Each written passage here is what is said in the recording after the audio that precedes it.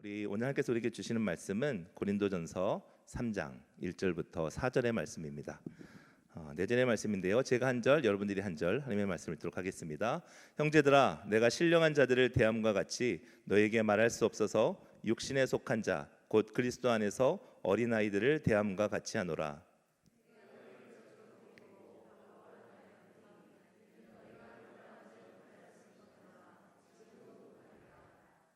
너희는 아직도 육신에 속한 자로다. 너희 가운데 시기와 분쟁이 있으니 어찌 육신에 속하여 사람을 따라 행함이 아니리요. 어떤 이는 말하되 나는 바울에게로라 하고 다른 이는 나는 아볼로에게로라 하니 너희가 육의 사람이 아니리요. 아멘. 우리가 계속해서 영적 어린아이의 특징에 대해서 함께 같이 살펴보고 있습니다. 정확하게는 영적 성장에 대해서. 기억나시죠? 하나님은 우리가 성장하기를 바라신다. 어떻게요? 우리가 하나님을 아는 것과 하나님을 믿는 것이 하나가 되어서 예수 그리스도의 장성한 분량까지 자라나는 것, 그것이 하나님이 우리를 향한 비전이고 꿈이다라고 말씀드렸습니다. 그리고 그렇다면 우리가 어린아이라는 것을 확인할 수 있는 것이 지난주에 우리가 요동함이라고 이해했습니다. 흔들리는 거, 키 없이 흔들리는, 그래서 바람이 부는 대로 흔들리는 그런 요동함에 대한 우리가 이야기를 나누어 썼습니다. 그리고 오늘은 영적 어린아이의 두 번째 특징인 경쟁심에 대해서 함께 같이 나눠보려고 합니다. 여러분, 경쟁자라고 하는 단어가 혹시 영어로 뭔지 아십니까? 영어 되면 좀 두려워지는 시간들이죠. 라이벌이라고 합니다. 안심이 되시죠? 아는 단어입니다. 리버럴, 리발 아닙니다. 라이벌이라고 하는데요. 이 라이벌이라는 단어의 원 뜻을 보게 되면, 그 처음에 그 뿌리를 보게 되면 라틴어로 리버스라고 하는 단어, 우리가 알고 있는 리버라고 하는 그 단어로부터 파생이 되었다고 합니다. 자, 그럼 이것을 가지고 경쟁자의 의미를 한번 확인해 보면 어떤 의미가 되냐면, 같은 물을 마시는 사람, 그렇죠? 같은 물을 마시는, 같은 강물을 마시는 사이라는 의미를 가지고 있다는 것이죠. 당연하죠. 아무 일면식도 없는 사람들과 우리가 경쟁하지는 않지 않습니까? 같은 물을 마시고 같은 공간을 공유하고 같은 삶을 같은 어떤 그 공간과 시간들을 함께 사는 그 사람들 안에서 우리가 경쟁한다라고 이야기하지 않습니까? 그래서 라이벌 의식이라고 하는 것은 항상 같은 강물을 마시는 사람들 사이에서 일어나는 경쟁심이라는 것입니다. 물론 우리는 선의의 경쟁이라는 단어를 사용할 때도 있습니다. 그런데 사실은 우리가 이런 단어를 사용하고는 있지만 어디까지나 뭔가 이상 속에서만 있는 단어 아닙니까? 여러분들 가운데 뭔가 선의의 경쟁으로 내가 했었어라는 기억이 혹시 있으십니까? 만약에 있다면 어느 정도는 조작된 기억이 있을 것입니다. 아니면 그 경쟁 가운데 대부분 나는 승리자였기 때문에 선의의 경쟁이라는 단어를 많이 사용하지 않을까라는 것입니다. 그 경쟁 안에서 선의를 끝까지 가져가는 것이 결코 쉽지 않다라는 것입니다. 특별히 오늘 성경이 문제 삼는 것은요, 이 경쟁 자체가 아니라 그 시기와 분쟁으로 나타나는 경쟁심에 대해서 말씀하고 있습니다. 오늘 말씀을 보게 되면 두 종류의 사람이 등장하게 됩니다. 1절 말씀입니다. 형제들아, 내가 신령한 자들을 대함과 같이 너에게 말할 수 없어서 육신에 속한 자, 곧 그리스도 안에서 어린아이들을 대함과 같이 하노라 라고 말씀하고 있습니다. 어떤 자들입니까? 신령한 자들이 있다라는 것입니다. 그리고 오늘 말씀하고 싶은 육신에 속한 자가 있다라고 이야기합니다. 그럼 기억해야 될 것은, 우리 육신에 속한 자라고 하면 아직 하나님을 믿지 않은 사람들이구나라고 생각할 수 있는데, 이 뒤에 설명을 어떻게 하고 있습니까? 곧 그리스도 안에서 어린아이들이라고 말씀하고 있습니다. 그러니까 이 사람들은 예수님을 믿었습니다. 그래서 구원을 받은 사람입니다. 구원을 받았는데 여전히 이전에 있었던 그 육신의 방식으로 살아가는 사람들을 육신에 속한 자, 어린아이라고 표현하고 있다라고 하는 것이죠. 왜 이들은 예수님을 믿었음에도 불구하고 육신에 속한 삶을 살고 있을까요? 3절 말씀을 보게 되면 시기와 분쟁이 마음속에 있기 때문이다라고 성경은 말씀하고 있습니다. 시기라고 하는 것은 소유하려는 욕망을 의미합니다. 분쟁이라고 하는 것은 다툼, 그죠? 싸우려는 마음을 의미한다는 것이죠. 그래서 이 시기와 분쟁은 경쟁 의식의 결과입니다. 그리고 사실 그 뿌리는 교만함에 있습니다. 자, 이런 경쟁 의식이 생기는 원인이 무엇일까요? 여러 이유가 있겠지만 먼저는 열등감이라고 하는 상처에서 생기게 됩니다. 우리가 요즘 목회자와 함께 나누는 삶 가운데 실족함이라는 단어를 가지고 우리가 계속 같이 삶을 나누고 있는데요. 열등감은 한마디로 이야기하면 비교 의식입니다. 열등감은 부족해서 생기기도 하고 혹은 더 많이 갖지 못해서 생기기도 하는 것이 열등감입니다. 그리고 열등감이 많을수록 자신의 마음을 잘 열지 못하게 됩니다. 오히려 그런 가운데 자기 주장이 굉장히 강하죠. 마음은 열지 않으면서 자신의 주장만 강한 사람들, 또 자신의 의견들이 받아들이지 않았을 때 분노하고 또 미워하는 사람들이 바로 이 열등감이라는 상처를 가지고 있는 사람들입니다.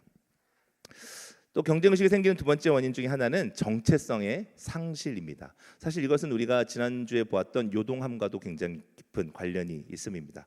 자기 자신에 대해서 만족감이 없는 사람 의미하는 것이죠. 늘 다른 사람들을 부러워하고 다른 사람들이 칭찬받는 것처럼 나도 칭찬받기를 원하는 사람입니다. 칭찬받기 원하는 것은 사실 누구에게나 있는 마음입니다. 그런데요, 다른 사람이 칭찬받는 것에 대해서 내가 불편해지는 사람들입니다. 유명해지고 싶어 하는 사람들이고요. 그래서 그런 사람들일수록 다른 사람을 칭찬하는 것에 굉장히 인색한 사람들입니다. 한번 여러분 생각해 보십시오. 여러분들은 어떻습니까? 여러분들은 다른 사람을 칭찬하는데 익숙합니까? 아니면 받는데 익숙합니까? 내가 누구인지 바르게 알지 못하면 다른 사람과 필요 이상으로 계속해서 경쟁하게 된다는 것입니다. 그리고 이렇게 계속 경쟁하게 되다 보면 긴장감이 계속해서 생기게 되는 것입니다. 왜요? 모든 사람들이 다 나의 경쟁의 대상이 되기 때문입니다. 나보다 더 많은 칭찬을 받는 사람, 나보다 더 많은 일들을 한 사람, 나보다 더 뛰는 사람, 나보다 더 잘하는 사람들을 볼 때마다 계속해서 내 안에 경쟁심이 생기게 되고 긴장감이 돌게 된다는 것이죠. 그런데 문제는 거기에서 끝나는 것이 아니라 결국 그 사람에 대한 적대감으로, 다툼으로, 분쟁으로 커지게 된다라는 것입니다. 이런 것들이 우리가 경쟁심을 갖게 되는 이유라고 볼 수 있을 것입니다. 자, 그렇다면 하나님께서는 이렇게 경쟁심을 갖고 있는 사람들을 어떻게 다루실까요? 우리 잠언 27장 17절 말씀을 함께 같이 읽어보도록 하겠습니다. 철이 철을 날카롭게 하는 것 같이 사람이 그의 친구의 얼굴을 빛나게 하느니라. 네, 무슨 말인지 좀 어려워서 제가 세번역 성경으로 다시 함께 같이 말씀을 제가 읽어보도록 하겠습니다. 철이 철을 날카롭게 하는 것 같이 사람은 사람을 날카롭게 한다라고 말씀하고 있습니다. 이게 어떤 의미냐면 하나님께서 다른 사람들을 통해서 그 사람을 바꾸신다는 겁니다. 다스린다는 것이죠. 그 사람을 변화시키신다는 겁니다. 내가 굉장히 날카로운 사람인데 나보다 더 날카로운 사람을 하나님께서 통해서 그 사람을 통해서 나를 변화시키신다라는 것이죠. 그래서 여러분 우리가 항상 하는 얘기가 있지 않습니까? 내가 어떤 일들에 다른 사람을 보면서 불편함이 있다면 그것은 무슨 증거다? 내가 그렇다는 증거다. 누군가 막 자랑하는 사람을 보면서 불편한 사람이 있다면 사실은 내가 먼저 그렇게 자랑하는 사람이었다는 것이죠. 네, 그렇게 하나님께서는 사람을 통해서 우리를 다스리신다라는 것입니다. 어떤 관계는 우리를 세우기도 하고 또 어떤 관계는 우리를 깎아내리듯 연단하기도 한다라는 것입니다. 특별히 이런 대표적인 사람이요, 성경에 등장하는 사람 중에 한 사람이 바로 야곱입니다. 야곱은 경쟁심이 탁월한 사람이었습니다. 창세기 25장 22절과 또 26절을 보게 되면 이렇게 말씀합니다. 그 아들들이 그의 태 속에서 서로 싸우는지라 그가 이르되 이럴 경우에는 내가 어찌할꼬 하고 가서 여호와께 묻자온대. 26절 여호와께서 그에게 이르시되 두 국민이 내 태중에 있구나 두 민족이 내 복중에서부터 나누이리라. 이 족속이 저 족속보다 강하겠고 큰 자가 어린 자를 섬기리라 하셨더라. 아멘. 야곱이라고 하는 사람의 이름 많이 들어보셨죠? 발꿈치를 잡다라는 의미를 가지고 있습니다. 왜 발꿈치를 잡은 것입니까? 나보다 먼저 못 나가게 하려고. 그게 가능한지 모르겠습니다. 태중에서 같이 이렇게 뒤섞여 이렇게 이렇게 그쵸? 네, 우주인처럼 이렇게 떠돌고 있다가 형이 먼저 나가려고 하니까 안 돼 하면서 이렇게 잡았다는 것이죠. 그래서 그의 이름이 야곱이라는 별명을 얻게 되었다라는 것이죠. 어떻게 보면 이것이 인간의 본질, 인간의 이런 경쟁심 인간의 본질이라고 볼 수 있는 것이죠. 이렇게 야곱의 삶의 첫 번째 위기가 찾아오게 되는데 그의 첫 번째 위기는 아버지를 속여서 형의 장자권을 빼앗은 그 사건입니다.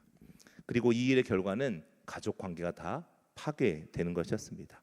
형제 간의 전쟁을 통해서 가족의 관계가 파괴되는 결과를 얻게 되는 것을 우리는 보게 된다는 것이죠. 그런데 여러분 우리가 좀 전에도 함께 보았지만요. 본래 하나님께서 그 장자권은요.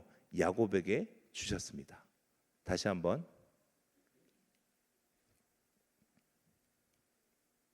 네.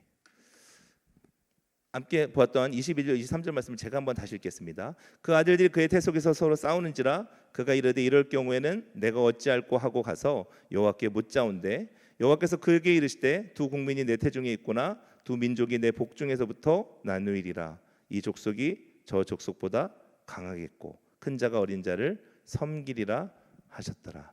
리브가는요 자신의 태중에서 그 자녀들 두 아들들이 싸우는 것을 이미 느꼈다라는 것이죠. 그래서 그는 사실 리브가죠. 근데 그 리브가가 바로 지체 없이 하나님께 물어봤다라는 것입니다. 기도하면서 물어봤겠죠. 어떻게 해야 됩니까? 라고 물어보니까 하나님께서 큰 자가 어린 자를 섬기게 될 거야라고 이미 태어나기 전부터 말씀하셨다라는 것이죠. 그렇다면 이미 하나님께서는 리브가를 통해서 이 일들을 약속해 주셨다는 겁니다. 그런데 야곱이 그럼에도 불구하고 이 아버지를 속이고 형을 속여서 장자권을 속여 빼앗는 일들이 발생한 이유는 무엇 때문일까요? 첫 번째는 하나님의 그 말씀을 무시했거나 가볍게 여겼기 때문일 것입니다. 또 한 가지는 그 하나님의 말씀을 기다리지 않고 자신의 뜻과 자신의 방법으로 자신의 때에 이루려고 했던 이유인 것이죠. 특별히 이러한 야곱의 경쟁심을 일으킨 또 한 가지 부추긴 또 한 가지가 있는데 그것은 바로 부모의 편애였습니다. 우리 28절 말씀 함께 읽도록 하겠습니다. 이삭은 에서가 사냥한 고기를 좋아하므로 그를 사랑하고 리브가는 야곱을 사랑하였더라. 아멘. 두 아들이요 각각 어머니와 아버지의 편애를 받고 자랐다라고 말씀하고 있습니다. 딸을 사랑하는 아버지들이요 편애하시면 아니 됩니다. 네, 아니 오늘 제가 어디 신방을 다녀오면서 아빠가 딸을 사랑하는 것에 대한 이야기를 한참 나눴었거든요. 네, 희한하게 물론 아들도 사랑스럽지만 똑같은 행동을 딸이 했을 때 그 더 측은하게 보고 사랑하게 되는 그런 아빠의 마음들이 있다라는 이야기를 조금 나눴었는데 사실 형의 장자권을 빼앗고자 계획한 것은 야곱의 순수한 계획이었을까요? 아니요. 우린 이미 알고 있습니다. 그의 어머니 리브가의 계획이었습니다. 그리고 어머니의 그런 편애 때문에 그런 계획 때문에 그 결과 온 가족 모두가 다 상한 마음이 되었다라는 것이죠. 부부 관계도 깨어졌고요. 부모와 자식의 관계도 깨어졌습니다. 형제들과의 관계도 다 깨어져 버렸다라는 것이죠. 그래서 결국 이삭 부부와 에서는 상한 마음으로 20년을 살아야 했다라고 성경은 말씀하고 있다는 것이죠. 그것은 야곱도 마찬가지였습니다. 기억해야 할 것은요. 여러분 야곱은 하나님을 알지 못하는 가정에서 자란 자녀가 아니었다는 것입니다. 누구보다 하나님의 은혜를 경험하고 살아갔던 여러분 이삭을 생각해 보십시오. 아브라함이 자신을 번제로 드리려고 하는 그 순간 하나님께서 보내신 양을 통해서 자신을 구원해 주신 그 하나님의 놀라운 역사를 경험했던 이삭 아닙니까? 그 이삭으로부터 배웠던 그 하나님을 배우고 하나님의 말씀을 배웠던 두 자녀들이었다는 사실인 것이죠. 그렇다면 그 야곱은 형통하고 평안한 삶을 보내게 되었습니까? 아니요. 야곱을 기다리고 있는 것은 광야와 같은 삶이었습니다. 그리고 야곱은 20년 동안 라반이라고 하는 삼촌의 집에서 종 노릇을 하게 됩니다. 낮의 더위와 밤의 추위를 잠을 이루지 못하는 그 고생 가운데 열심히 노동하게 됩니다. 삼촌의 집을 위해서 봉사하며 살게 되는데요.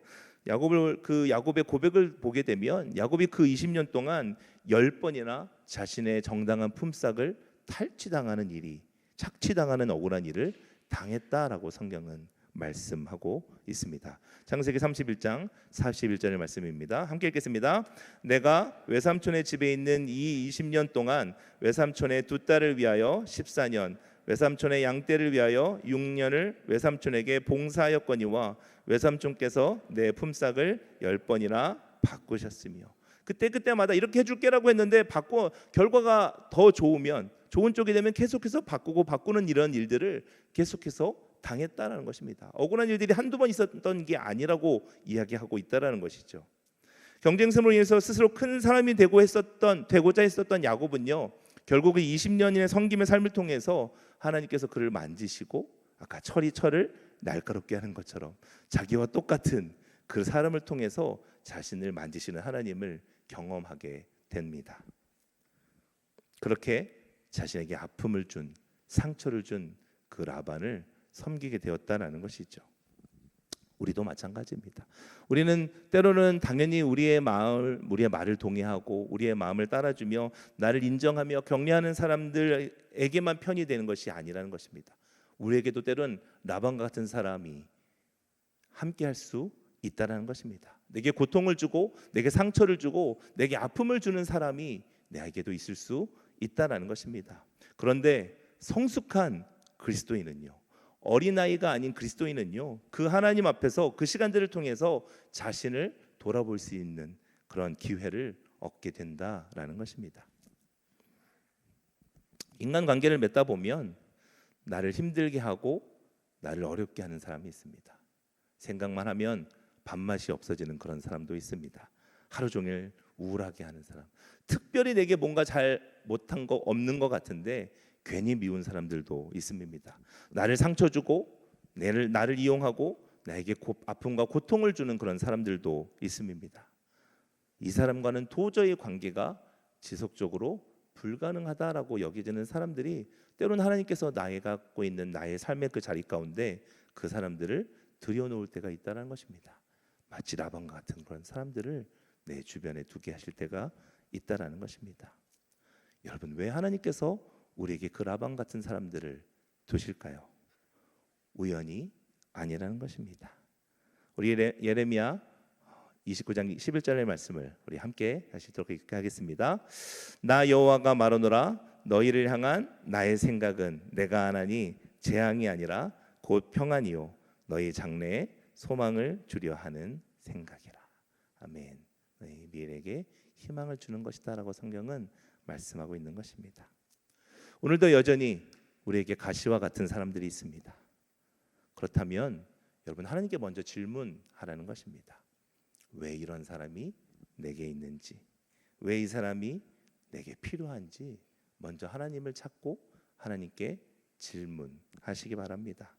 만약 그에 대한 하나님의 대답을 여러분들이 찾는다면 아마도 하나님은 우리는 그 시간들을 통해서 내 은혜가 내게 족하다라는 그런 고백을 하게 될 것입니다. 왜 라반이 내 옆에 있어야 하는지, 왜 내가 사랑했던 사람들이 갑자기 나를 떠나야 하는지, 왜 이런 문제가 내 가정에 일어나게 되는지, 왜 내게 이런 일들이 생겼는지 하나님의 시각으로 바라보라는 것입니다. 이 모든 것은 하나님께서 우리를 하나님의 사람으로 만들어가는 시간이고 과정이며 우리에게 장래의 미래의 희망을 주기 위함임을 성경은 우리에게 말씀하고 있다라는 것입니다. 그래서 오늘 본문은 우리에게 분명하게 이렇게 말씀하고 있습니다. 너희는 아직도 육신에 속한 자로다. 너희 가운데 시기와 분쟁이 있으니 어찌 육신에 속하여 사람을 따라 행함이 아니리요. 사도 바울이 이렇게 말씀하고 있는 것입니다. 이 경쟁과 이 시기는 단순히 너희가 갖고 있는 성향, 너희가 갖고 있는 성품의 문제가 아니라는 것입니다. 이것은 영적인 문제라는 것입니다. 너희가 육신에 속했기 때문이다라고 말씀하고 있습니다. 왜 우리가 경쟁합니까? 우리가 육신에 속한 방식대로 살아가고 있기 때문입니다. 신령한 자와 육신에 속한 자의 차이는 무엇일까요? 그것은 바로 누구를 따라 사느냐 것입니다. 우리 본문 4절 말씀을 우리가 다 함께 읽어보도록 하겠습니다. 어떤 이는 말하되 나는 바울에게로라 하고 다른 이는 나는 아볼로에게라 하니 너희가 육의 사람이 아니리요. 아멘. 나는 바울에게, 나는 아볼로에게, 내가 조금 더 나아, 내가 좀 더 명확해, 내가 좀 더 원조야 라고 하는 우리의 모습들이 있다는 것입니다. 사람을 따라 사는 그 삶이 결국은 경쟁의 시작이 된다라는 것입니다. 사랑하는 성도 여러분, 경쟁심은요 단순히 내 안에, 특별히 내 안에 경쟁하는 그런 욕구가 많기 때문에, 그냥 그런 경쟁심이 내 안에 많기 때문에 있는 것이 아니라는 것입니다. 우리가 하나님이 아닌 사람을 중심으로 살아가게 될 때 생기는 것이 바로 경쟁심이다라고 오늘 보면 우리에게 말씀하고 있다는 것입니다. 사람을 기준 삼으면요 비교하게 된다는 것입니다.